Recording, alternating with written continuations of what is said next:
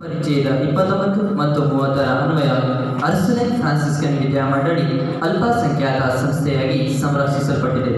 ಇಂತಹ ನಮ್ಮ ಸಂತ ಜೋಸಫರ ಪದವಿ ಪೂರ್ವ ಕಾಲೇಜು ಶಿಕ್ಷಣ ಕ್ಷೇತ್ರಕ್ಕೆ ತನ್ನದೇ ಆದಂತಹ ಕೊಡುಗೆಯನ್ನು ನೀಡಿದೆ. ಅದರಲ್ಲೂ ವಿಶೇಷವಾಗಿ ಹುಣಸೂರು ನಗರದಲ್ಲಿರುವ ಪ್ರತಿಷ್ಠಿತ ವಿದ್ಯಾಸಂಸ್ಥೆ ಎಂದೇ ಹೆಸರಾಗಿರುವ ಈ ನಮ್ಮ ಕಾಲೇಜು 2002ರಲ್ಲಿ ಪ್ರಾರಂಭವಾಗಿ 23ನೇ ವರ್ಷಗಳಿವೆ.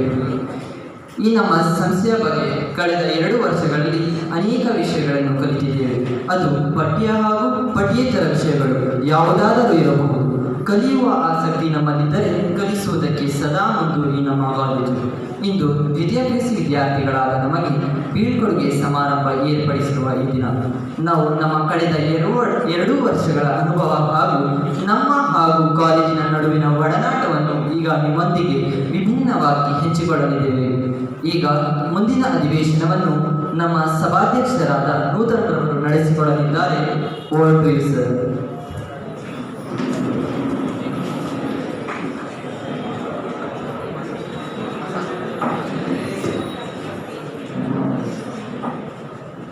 Good morning all of you. ಕುಳಿತುಕೊಳ್ಳಿ.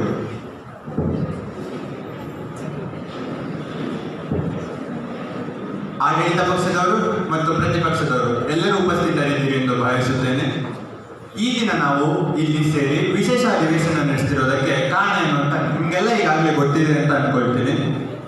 ಗೊತ್ತಿದೆ ಏನ್ರಿ? ಹೌದು ಮಹಾಸ್ವಾಮಿ, ಗೊತ್ತಿದೆ.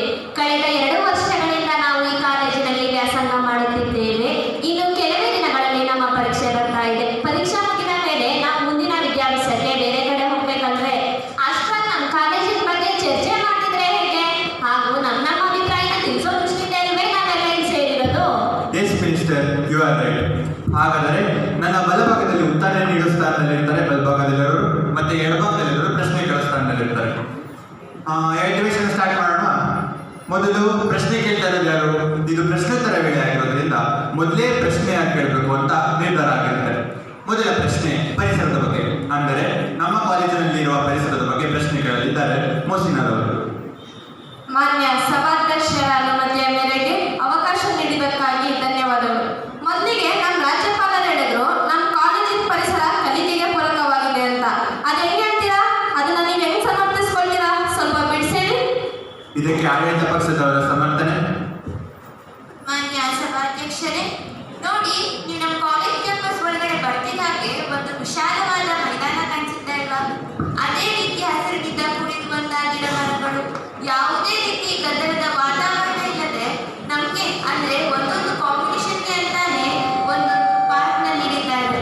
ಅದನ್ನ ನಾವೇ ನೋಡ್ಕೋಬೇಕು. ಹೀಗೆ ಮಾಡೋದ್ರಿಂದ ನಮಗೆ ಒಂದು ವಿಶೇಷವಾದ ಜವಾಬ್ದಾರಿ ಬರುತ್ತೆ ಅಲ್ವಾ? ನೋಡಿ, ನಮ್ಮಲ್ಲಿ ಜವಾಬ್ದಾರಿ ಅನ್ನೋದು ಬಂದ್ಮೇಲೆ ನಾವೇ ಕಲಿಯೋದ್ರ ಕಡೆಗೆ ಆಸಕ್ತಿನ ತೋರಿಸ್ತೀವಿ. ಹಾಗೆ ಪರೀಕ್ಷಾ ಸಂದರ್ಭದಲ್ಲಿ ನಾವು ಇದೇ ಪರಿಸರದಲ್ಲಿ ಎಲ್ಲಿ ಬೇಕಾದರೂ, ಅಂದ್ರೆ ಇಲ್ಲಿ ವಿಶೇಷವಾಗಿ ಕೈಬೆಂಚ್ಗಳಿದ್ದಾವೆ. ಅದು ನಮಗೆ ಎಷ್ಟು ಉಪಯುಕ್ತ ಅಂದ್ರೆ ಅದನ್ನ ನಾನು ಹೇಳಲ್ಲ, ಪರೀಕ್ಷೆಗೆ ಹತ್ರ ಬರ್ತಿದ್ಯಲ್ಲ ನಿಮ್ಗೆ ಗೊತ್ತಾಗುತ್ತೆ ಬಿಡಿ.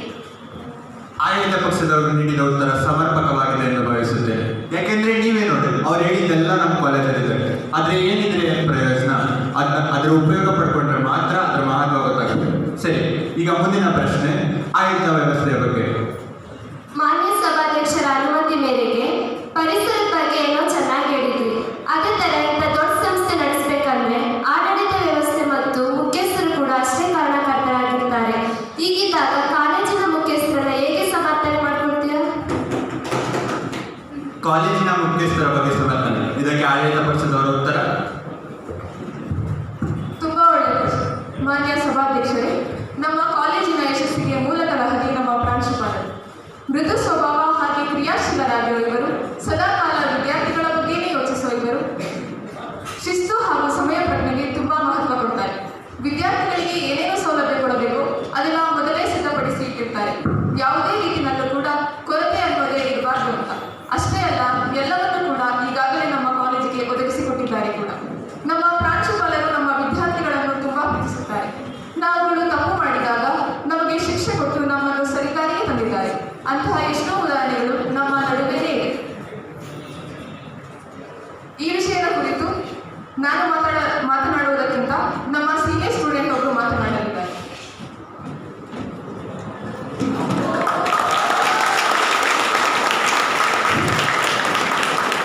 ಎಲ್ಲರಿಗೂ ಮಧ್ಯಾಹ್ನದ ಶುಭನಮನಗಳು. ನನ್ನ ಹೆಸರು ಪವನ್. ನಾನು ಕಾಲೇಜಿನ ಸೀನಿಯರ್ ಸ್ಟೂಡೆಂಟ್, ಆದರೆ ಓಲ್ಡ್ ಸ್ಟೂಡೆಂಟ್ ಅಂತೂ ಅಲ್ಲ. ಕಳೆದ ಬಾರಿ ನಿಮ್ಮ ಹಾಗೆ ಸ್ಟೇಜ್ ಮುಂದೆ ಕೂತ್ಕೊಂಡು ಕಾರ್ಯಕ್ರಮನ ವೀಕ್ಷಿಸ್ತಾ ಇಲ್ಲೇ ವಿದ್ಯಾಭ್ಯಾಸ ಮಾಡುವಂಥ ಒಬ್ಬ ವಿದ್ಯಾರ್ಥಿ. ಸದಾ ಹಸನ್ಮುಖಿಯಾಗಿ ವಿದ್ಯಾರ್ಥಿಗಳ ಕರುಣಾಮಯಿಯಂತಿರುವಂತಹ ನಮ್ಮ ಪ್ರಾಂಶುಪಾಲರ ಕುರಿತು ಹೇಳುವುದು ಒಂದು ಅತ್ಯಂತ ಪುಣ್ಯದ ಕೆಲಸ. ಅಂತ ಒಂದು ಅದೃಷ್ಟ ನನಗೆ ದೊರೆತಿದೆ ಅಂತ ಹೇಳ್ಬೋದು. ಅತಿ ದೊಡ್ಡ ಪ್ರಜಾಪ್ರಭುತ್ವ ರಾಷ್ಟ್ರ ಭಾರತದಲ್ಲಿ ವಿದ್ಯಾರ್ಥಿಗಳು ಮುಂದಿನ ಪ್ರಜೆಗಳಾಗಿ ಅವರ ಕರ್ತವ್ಯ ಅತಿ ಮುಖ್ಯವಾಗಿರುತ್ತೆ. ಅಂಥ ವಿದ್ಯಾರ್ಥಿಗಳಲ್ಲಿ ನಾಯಕತ್ವದ ಗುಣಗಳನ್ನು ಅವರ ವ್ಯಕ್ತಿತ್ವದಲ್ಲಿ ಅಭಿವೃದ್ಧಿಯನ್ನು ಪಡಿಸ್ತಾ ಶಿಸ್ತು ಸಮಯ ಪರಿಪಾಲನೆಗೆ ಅತಿ ಹೆಚ್ಚು ಪ್ರಾಮುಖ್ಯತೆಯನ್ನು ಕೊಡುವಂಥ ಕೆಲಸ ನಮ್ಮ ಪ್ರಾಂಶುಪಾಲರು ಸದಾ ಕಾಲ ಮಾಡಿರ್ತಾರೆ.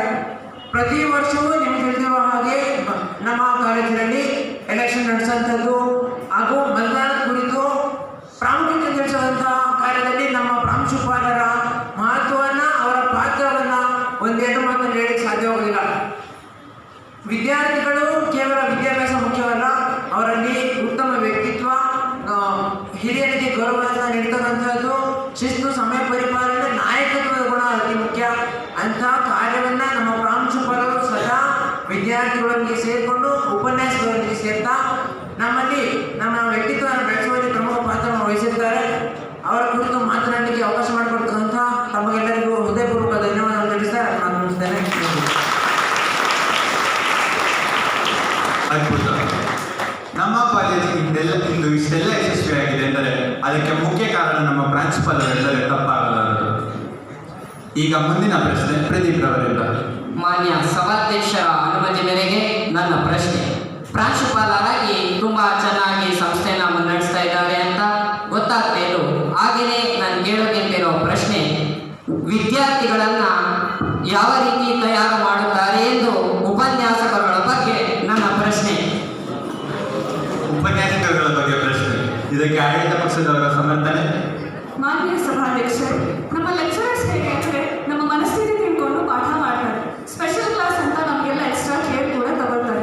ನಮಗೇನಾದರೂ ವೈಯಕ್ತಿಕ ಸಮಸ್ಯೆ ಇದೆ ಅದ್ರ ಬಗ್ಗೆ ಕೂಡ ಗಮನ ಹರಿಸಿ ಸ್ಪಂದಿಸ್ತಾರೆ.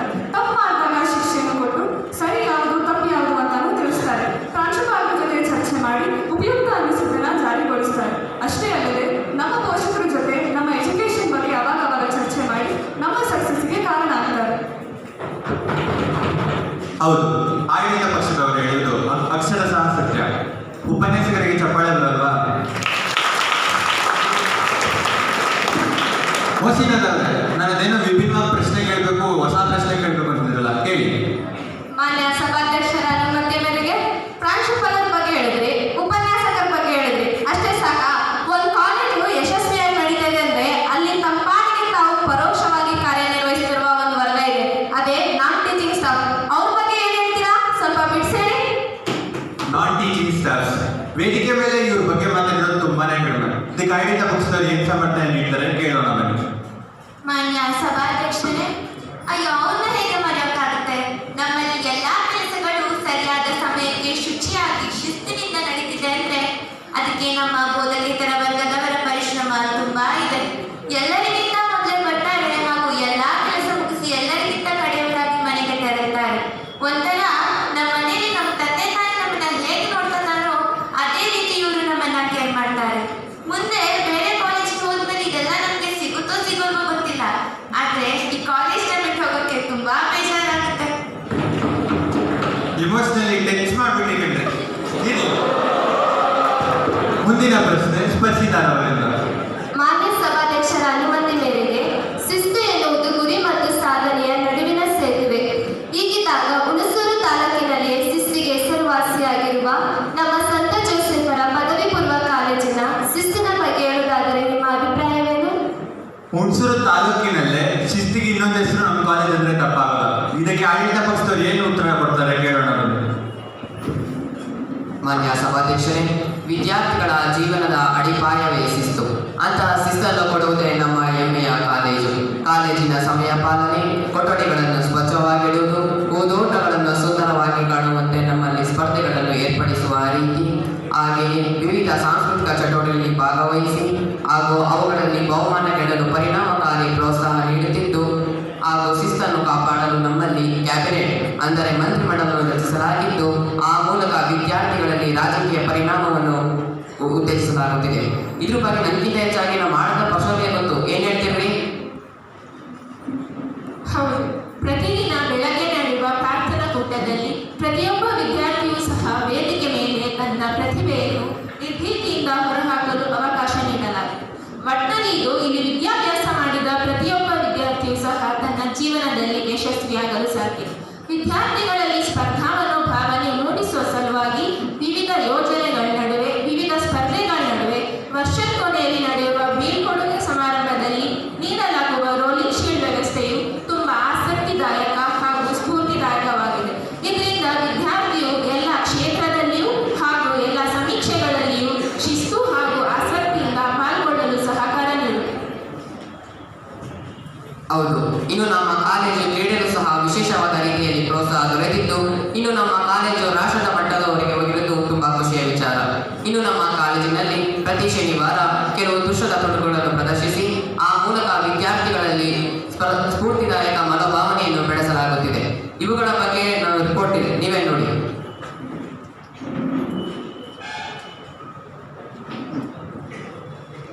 ಅವರು ಹೇಳಿರುವುದನ್ನು ಲಿಖಿತ ರೂಪದಲ್ಲಿ ನೀಡಲಾಗಿದೆ.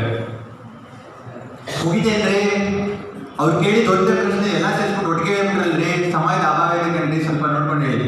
ಆದರೂ ತುಂಬಾ ಚೆನ್ನಾಗಿ ಹೇಳಿದ್ರು. ರಾಜ್ಯಪಾಲರು ನನಗೆ ಅವಾಗ ಹೇಳಿದ್ರು, ಅಯ್ಯೋ ನಮ್ಮ ಅರ್ಥ ಬಿಟ್ಟಿದೆ. ಶಿಸ್ತಿನ ಬಗ್ಗೆ ನಮ್ಮ ಸೀನಿಯರ್ ಸ್ಟೂಡೆಂಟ್ ಒಬ್ರು ಅವ್ರ ಅನಿಸಿಕೆ ಹಂಚ್ಕೊಳ್ಳಲಿದ್ದಾರೆ. ಬನ್ನಿ ಅವ್ರು ಏನ್ ಹೇಳ್ತಾರೆ ಕೇಳೋಣ.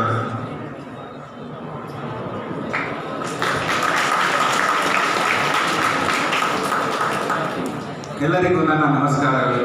ಹುಣಸೂರಿನಲ್ಲಿ ಶಿಸ್ತಿನ ಕಾಲೇಜು ಅಂದರೆ ಇದು ನಮ್ಮ ಸಂತ ಜೋಸಫ್ ಪದವಿ ಪೂರ್ವ ಕಾಲೇಜು. ಭಾಳಷ್ಟು ಪೋಷಕರು ಈ ಕಾಲೇಜ್ ಸೇರಿಸೋದು ನಮ್ಮ ಮಕ್ಕಳನ್ನ ಒಂದು ಅದಾಗ್ತಾರೆ ಅಂದ್ಬಿಟ್ಟೆ ಸೇರಿಸ್ತಾರೆ. ಅದರಲ್ಲಿ ನಾನು ಒಬ್ಬ ಕೂಡ. ನನಗೆ ಈ ಕಾಲೇಜ್ ಇಷ್ಟ ಇಲ್ಲ ಸೇರಿದೋದು, ಆದರೂ ನಮ್ಮ ಅಕ್ಕನ ಬಲವಂತದಿಂದ ಸೇರಿದೆ. ಅದಕ್ಕೆ ಭಾಳ ಖುಷಿ ಪಡ್ತೀನಿ. ಮತ್ತು ಶಿಸ್ತಿನಿಂದ ಭಾಳ ನಮ್ಮ ವ್ಯಕ್ತಿತ್ವವನ್ನು ರೂಪಿಸ್ಕೊಳ್ಬೋದು. ನಮ್ಮ ಕಾಲೇಜಿನ ಶಿಸ್ತಿನ ಬಗ್ಗೆ ನಮ್ಮ ಮೌಲ್ಯವನ್ನು ಅರ್ಥ ಮಾಡ್ಕೊಳ್ಳೋದು ಮುಂದೆ ಡಿಗ್ರಿಗೆ ಹೋದಾಗ ಒಂದು ವಾರದಲ್ಲಿ ನಿಮ್ಗೆ ಅರ್ಥ ಆಗುತ್ತೆ ನಮ್ಮ ಕಾಲೇಜಿನ ಶಿಸ್ತು ಬಗ್ಗೆ.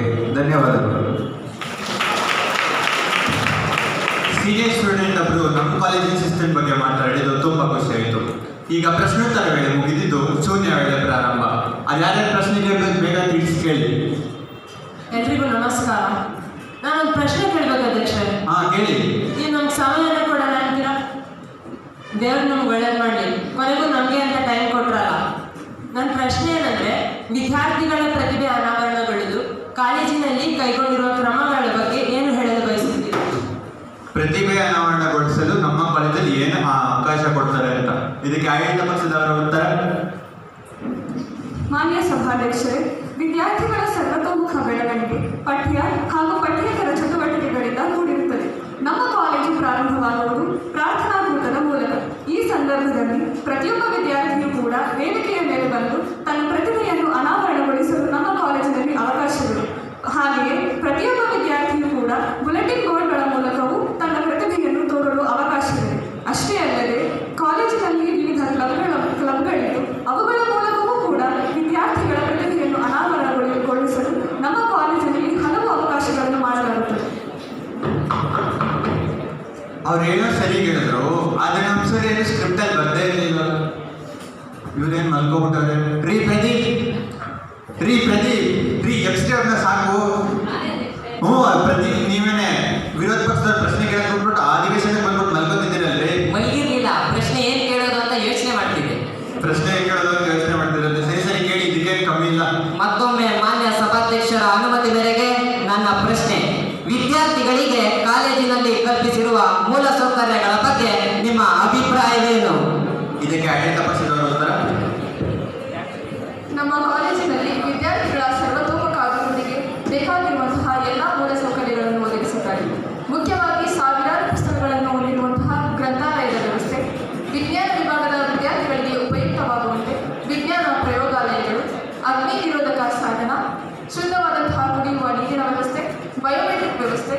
ವಿದ್ಯಾರ್ಥಿಗಳು ಕೇವಲ ಪಠ್ಯ ಚಟುವಟಿಕೆಗೆ ಮಾತ್ರ ತೊಡಗಿರಬಾರದೆಂದು ಪಠ್ಯೇತರ ಚಟುವಟಿಕೆಗಳಲ್ಲೂ ಸಹ ತೊಡಗಬೇಕೆಂಬ ಉದ್ದೇಶದಿಂದ ವಿಶಾಲವಾದ ಆಟದ ಮೈದಾನದ ವ್ಯವಸ್ಥೆ, ಪ್ರತಿಯೊಂದು ತರಗತಿಯಲ್ಲಿಯೂ ಉತ್ತಮವಾದಂತಹ ಪೀಠೋಪಕರಣಗಳ ವ್ಯವಸ್ಥೆ, ಹಾಗೆ ಪ್ರತಿಯೊಂದು ತರಗತಿಯಲ್ಲಿಯೂ ಹಾಗೂ ನಮ್ಮ ಕಾಲೇಜಿನ ಸುತ್ತಮುತ್ತಲೂ CCTVಗಳ ಅಳವಡಿಕೆ, ಪ್ರತಿಯೊಂದು ತರಗತಿಯಲ್ಲಿಯೂ ಉತ್ತಮವಾದಂತಹ ಪೀಠೋಪಕರಣಗಳ ವ್ಯವಸ್ಥೆ, ಹಾಗೆ ಕಳೆದ 2 ವರ್ಷಗಳಿಂದ ಸ್ಕೌಟ್ ಅಂಡ್ ಗೈಡ್ಸ್ ಯೂನಿಟ್ ಅನ್ನು ಕೂಡ ಪ್ರಾರಂಭಿಸಿದ್ದಾರೆ.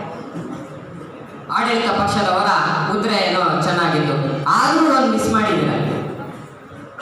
ಅಯ್ಯೋ ಹೋಗಿ ಸುಮ್ಮನೆ ಅವ್ರಿಗೆ ಹೇಳ್ತಾರೆ, ನೀವೇ ಹೇಳ್ರಿ. ಎಲ್ಲ ಕ್ಲಾಸ್ ರೂಮ್ಗಳಲ್ಲೂ ತಪ್ಪಾಗಿ ಬೀಸೋ ಫ್ಯಾನ್ ವ್ಯವಸ್ಥೆನೇ ಬರ್ತಿದ್ದೀರಾ ನೀವು. ಸರಿ ತಿಳ್ಕೊತಾರೆ. ಅವ್ರ ಆಟದ ಮೈದಾನ ಅಂತ ಏನು ಹೇಳಿದ್ರು, ಕ್ರೀಡೆ ಬಗ್ಗೆ ಏನೋ ಪ್ರಶ್ನೆ ಕೇಳಲ್ವೇನ್ರಿ? ಅಧ್ಯಕ್ಷರೇ, ನನ್ನ ಪ್ರಶ್ನೆ, sports is the greatest physical poetry. ಇದರಿಂದ ನೀವು ಪಡೆದ ಪ್ರಯೋಜನವೇನು? ಎಲ್ರಿ ಅವರು ಬಂದಿಲ್ವೇನ್ರಿ? ಯಾವಾಗಲೂ ಹಿಂಗೆ ಮಾಡ್ತಾರೆ. ಹೋಗಿ ನೀವೇ ಉತ್ತರ ಕೊಡ್ರಿ. ಮಾನ್ಯ ಸಭಾಧ್ಯಕ್ಷರೇ, ಕ್ರೀಡೆ ಕಲಿಕೆಯ ಒಂದು ಅಂಗ. ಸಕ್ರಿಯವಾಗಿ ದೇಹ ಮತ್ತು ಮನಸ್ಸನ್ನು ಸದೃಢಗೊಳಿಸಿಕೊಳ್ಳಬಹುದು. ನಮ್ಮ ಕಾಲೇಜಿನಲ್ಲಿ ಪ್ರತ್ಯೇಕವಾಗಿ ಕ್ರೀಡಾ ಅವಧಿಯನ್ನು ನಿಗದಿಪಡಿಸಿ ಕ್ರೀಡಾ ಉಪನ್ಯಾಸಕರು ಕ್ರೀಡೆಯ ಬಗ್ಗೆ ಪ್ರಾತಿನಿಧ್ಯವನ್ನು ನೀಡಿ ವಿದ್ಯಾರ್ಥಿಗಳ ಪ್ರತಿಭೆಯನ್ನು ಗುರುತಿಸಿ ಅವರುಗಳನ್ನು ರಾಜ್ಯ ರಾಷ್ಟ್ರ ಮಟ್ಟಕ್ಕೆ ಪ್ರತಿನಿಧಿಸುವಂತೆ ಮಾಡಲಾಗುತ್ತದೆ. ಇಂತಹ ಉತ್ತಮ ಅವಕಾಶ ನಮ್ಮ ಕಾಲೇಜಿನಲ್ಲಿದೆ. ಇದನ್ನ ನಾವೇಳಕ್ಕಿಂತ ಜಾಸ್ತಿ ನನ್ನ ಸೀನಿಯರ್ ಎಲ್ಲ ಅವಕಾಶಗಳನ್ನು ಉಪಯೋಗಿಸಿಕೊಂಡಿದ್ದಾರೆ. ಅವರೇನಿದ್ದಾರೆ ಅವರ ಅನುಭವದ ಮಾತನ್ನು ಕೇಳಿ.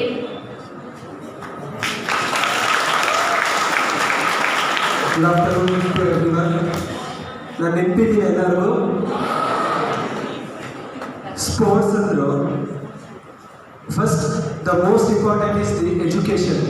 Education plus discipline plus sports is equals to success. ಈಗ ನಾನು 15 ವರ್ಷ ಇದೇ ಸಂಸ್ಥೆಯಲ್ಲಿ ಓದಿದ್ದೆವು. ಪ್ರೈಮರಿ 6ನೇ ಕ್ಲಾಸಿಂದ ಸ್ಪೋರ್ಟ್ಸಲ್ಲಿದ್ದೀನಿ. ಅದು ಫಸ್ಟ್ ಅಟೆಂಪ್ಟೇ ಸ್ಟೇಟ್ ಲೆವೆಲ್ ಹೋಗಿದ್ದೀನಿ. ನಾನು 4 ಬಾರಿ ಸ್ಟೇಟ್ ಲೆವೆಲಲ್ಲಿ 100, 200 ಆ್ಯಂಡ್ ರಿಲೇಲಿ ಪಾರ್ಟಿಸಿಪೇಟ್ ಮಾಡಿದ್ದೀನಿ. ಫಸ್ಟು ಪ್ರೈಮರಿಯಲ್ಲಿರುವಾಗ ನಾವೊಂದು ಶಿಲ್ಪಿ ಆಗಿದೆ. ಅದನ್ನ ಶ್ರೀನಿವಾಸ್ ಸರ್, ವಾಸು ಸರ್ ಎಲ್ಲ ತಿದ್ದಿ ಹೈಸ್ಕೂಲ್ ಕಳಿಸಿದ್ರು. ಹೈಸ್ಕೂಲಲ್ಲಿ ಪಾಂಡು ಸರ್ ಸ್ವಲ್ಪ ಪೇಂಟ್ ಎಲ್ಲ ಹೊಡೆದು ನೀನು ಹೋಗ್ಬೋದು, ಚೆನ್ನಾಗಿ ಓಡು ಅಂತ ಕಳಿಸಿದ್ರು. ನಮ್ಗೆ ಗೊತ್ತಿದ್ದಿಲ್ಲ ಇಲ್ಲಿ ನಮ್ಮ ಕಾಲೇಜಿಗೆ ಬರುವಾಗ ಒಬ್ಬರು ಮಾಣಿಕ್ಯ ಇರ್ತಾರೆ ಅಂತ. ಮೂವಿ ಹೆಸರಲ್ಲ ಮಾಣಿಕ್ಯ, ಅದಲ್ಲ, ಇದು ರಿಯಲ್ ಮಾಣಿಕ್ಯ. ಯಾರು ಗೊತ್ತಾ ನಿಮಗೆ? ಪ್ರಸಾದ್ ಸರ್. ಅವ್ರು ಕೊಟ್ಟಿರೋ ವಿದ್ಯೆ ಈಗ ಹೆಂಗೆ ಆಗ್ತಿದೆ ಅಂದರೆ, ಲಾಸ್ಟ್ January 3 ಜಾರ್ಖಂಡಲ್ಲಿ ದ ಥ್ರೋಬಾಲ್ ನ್ಯಾಷನಲ್ ಚಾಂಪಿಯನ್ಶಿಪ್ಪಲ್ಲಿ ನಮ್ಮ ಕಾಲೇಜಿನ ಹಳೆ ವಿದ್ಯಾರ್ಥಿ ಪ್ರೇಮ್ ಸೆಕೆಂಡ್ ಇಯರ್ PUC ಹೋಗಿ ಪಾರ್ಟಿಸಿಪೇಟ್ ಮಾಡಿ ನಮ್ಮ ಕರ್ನಾಟಕ ಸ್ಟೇಟ್ನ ರೆಪ್ರೆಸೆಂಟ್ ಮಾಡಿ ಮೇನ್ ಪ್ಲೇಯರ್ ಆಗಿ ಸೆಕೆಂಡ್ ಪ್ಲೇಸ್ ತಂದುಕೊಟ್ಟವ್ರೆ. ನಮ್ಮ ಇಂಡಿಯಾದ 29 ಸ್ಟೇಟ್ ಇತ್ತು, ಅದರ ಸೆಕೆಂಡ್ ಪ್ಲೇಸ್ ಬರುವಾಗ ಆ ವಿದ್ಯಾರ್ಥಿ ನಮ್ಮ ಕಾಲೇಜಿಂದ ನಮ್ಮ ಸರಿಯಿಂದ ಒಂದು ವಿದ್ಯೆಯನ್ನು ಕಲಿತು ಅಲ್ಲಿ ರೆಪ್ರೆಸೆಂಟ್ ಮಾಡ್ತಾರಲ್ಲ, ಅದೇ ದೊಡ್ಡ ಶ್ರೇಷ್ಠ. ಇಲ್ಲಿ ಬಂದು ಈ ಮಾತಾಡೋದಿದೆಯಲ್ಲ ತುಂಬ ಪುಣ್ಯ. ಇದು 10 months ಆಯ್ತು ಇಲ್ಲಿ ಬಂದು ಮಾತಾಡ್ತಾ ಇರೋದು. ಆ ಸ್ಪೋರ್ಟ್ಸ್ ಬಗ್ಗೆ ಎಷ್ಟು ಫೆಸಿಲಿಟೀಸ್ ಕೊಡ್ತಾರೆ ಅಂದರೆ, ನಾನು ಈಗಲೂ ಮೈಸೂರಲ್ಲಿ ಹೋಗಿ ನಾನು ಸೆಲೆಕ್ಷನ್ ಮಾಡುವಾಗ ಅವರು 100 ಮೀಟರ್ ಎಷ್ಟು ಸೆಕೆಂಡ್ಸಲ್ಲಿ ನೋಡ್ತೀನಿ ಅನ್ನುವಾಗ 11.29 ಅಂತ ಹೇಳಿದೆ. ಆಗ ನಿಮ್ಮ ಸರಿ ಯಾರಪ್ಪ ಅನ್ನುವಾಗ ಜಸ್ಟ್ ಪ್ರಸಾದ್ ಸರ್ ಅಂದಿದ್ದು. ಅವ್ರ ಕಾಲೇಜ್ ಏನು ಕೇಳಿದ, ಪ್ರಸಾದ್ ಸರ್ ಅಂದಿದ್ರೆ ಅವ್ರಿಗೆ ಗೊತ್ತಾಯಿತು. ಅಷ್ಟು ಒಬ್ಬ ಮಾಣಿಕ್ಯ ಅಂತ ಒಬ್ಬ ಶಿಕ್ಷಕ ನಮ್ಮ ಕಾಲೇಜಿಗಿದ್ದಾರೆ, ಅದು ಹೆಮ್ಮೆಯ ವಿಷಯ. ಲಾಸ್ಟ್ ಟೈಮ್ ನೀವು ಎಲ್ಲ ಹೇಳೋದು, we miss this college. Thank you. ಕ್ರೀಡೆ ಬಗ್ಗೆ ತಮ್ಮ ಅನಿಸಿಕೆ ಹಂಚಿಕೊಂಡ ಸೀನಿಯರ್ ವಿದ್ಯಾರ್ಥಿಯವರಿಗೆ ಧನ್ಯವಾದಗಳು. ಜ್ಞಾನ ಎಲ್ಲಿಂದಲೇ ಬರಲಿ, ಅದನ್ನು ಸ್ವೀಕರಿಸಬೇಕು ಹಾಗೂ ಅದಕ್ಕೆ ಕೃತಜ್ಞನಾಗಿರಬೇಕು ಎಂಬ ಚಾಣಕ್ಯನ ನುಡಿಯಂತೆ ನಾವು ಈ ಕಾಲೇಜಿನಲ್ಲಿ ಅನೇಕ ವಿಷಯಗಳು, ನೀತಿಗಳು, ಮೌಲ್ಯಗಳು, ಶಿಸ್ತು, ಸಮಯ ಪ್ರಜ್ಞೆ ಇವುಗಳ ಬಗ್ಗೆ ತಿಳಿದುಕೊಂಡಿದ್ದೇವೆ. ಆದ್ದರಿಂದ ಈ ನಮ್ಮ ಕಾಲೇಜಿಗೆ, ನಮ್ಮ ಪ್ರಾಂಶುಪಾಲರಿಗೆ, ನಮ್ಮ ಉಪನ್ಯಾಸಕರಿಗೆ ಹಾಗೂ ಬೋಧಕೇತರ ವೃಂದದವರಿಗೆ ಎಂದೆಂದಿಗೂ ಚಿರಋಣಿಯಾಗಿರುತ್ತೇವೆ. ಸಂತ ಜೋಸಫರ ಪದವಿ ಪೂರ್ವ ಕಾಲೇಜು ಒಂದು ಅದ್ಭುತ. ಇಂಥ ಅದ್ಭುತವಾದ ಕಾಲೇಜಿನಲ್ಲಿ ನಮಗೆ ವಿದ್ಯಾಭ್ಯಾಸ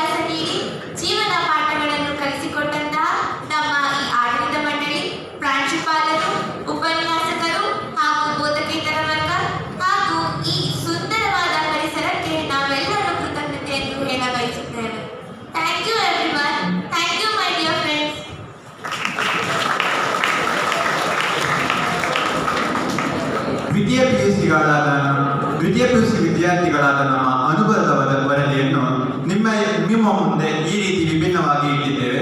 ಈ ಅಧಿವೇಶನ ಯಶಸ್ವಿಯಾಗಿದೆ ಎಂದು ಭಾವಿಸುತ್ತಾ ಈ ಕಲಾಪವನ್ನು ಅನಿರ್ದಿಷ್ಟ ಅವಧಿಗೆ ಮುಂದೂಡುತ್ತಿದ್ದೇನೆ. ಹಾಗೆಯೇ ಈ ಅಧಿವೇಶನದ ವರದಿಯನ್ನು ನಮ್ಮ ರಾಜ್ಯಪಾಲರಿಗೆ ಇದೇ ವೇದಿಕೆಯ ಮೇಲೆ ಹಸ್ತಾಂತರಗೊಳಿಸುತ್ತೇನೆ.